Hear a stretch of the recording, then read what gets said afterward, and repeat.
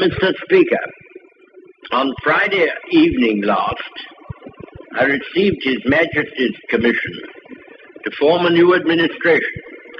It was the evident wish and will of Parliament and the nation that this should be conceived on the broadest possible basis, and that it should include all parties, both those who supported the late government and also the parties of the opposition.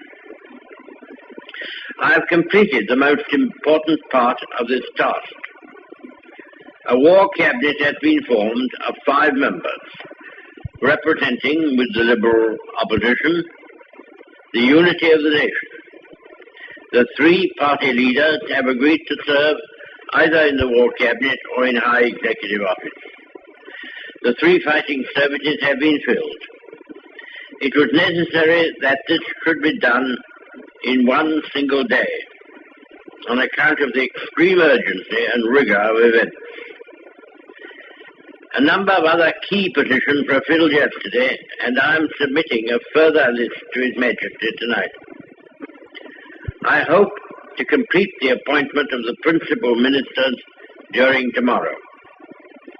The appointment of the other ministers usually takes a little longer, but I trust that when Parliament meets again, this part of my task will be completed, and that the administration will be complete in all respects. Sir, I considered it in the public interest to suggest that the House should be summoned to meet today.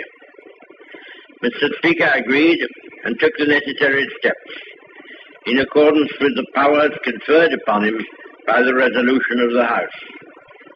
At the end of the proceedings today, the adjournment of the House will be proposed until Tuesday, the 21st of May, with, of course, provision for earlier meeting if need be. The business to be considered during that week will be notified to members at the earliest opportunity.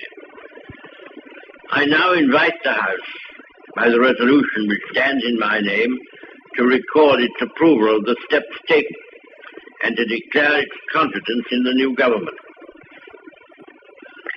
Sir, to form an administration of this scale and complexity is a serious undertaking in itself. But it must be remembered that we are in the preliminary stage of one of the greatest battles in history, that we are in action at many points in Norway and in Holland, that we have to be prepared in the Mediterranean, that the air battle is continuous, and that many preparations have to be made here at home. In this crisis, I hope I may be pardoned if I do not address the House at any length today. I hope that any of my friends and colleagues or former colleagues who are affected by the political reconstruction will make all allowances for any lack of ceremony with which it has been necessary to act.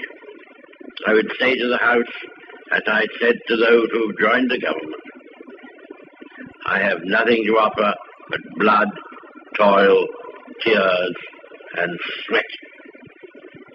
We have before us an ordeal of the most grievous kind. We have before us many, many long months of struggle and of suffering. You ask, what is our policy? I will say, it is to wage war by sea, land, and air, with all our might, and with all the strength that God can give us, to wage war against a monstrous tyranny never surpassed in the dark and lamentable catalogue of human crime. That is our policy. You ask, what is our aim? I can answer in one word, victory. Victory at all costs. Victory in spite of all terror. Victory however long and hard the road may be. For without victory there is no survival. Let that be realized.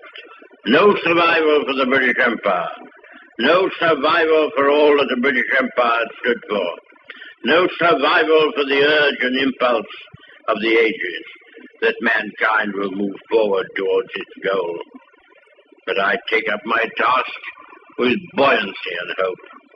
I feel sure that our cause will not be suffered to fail among men.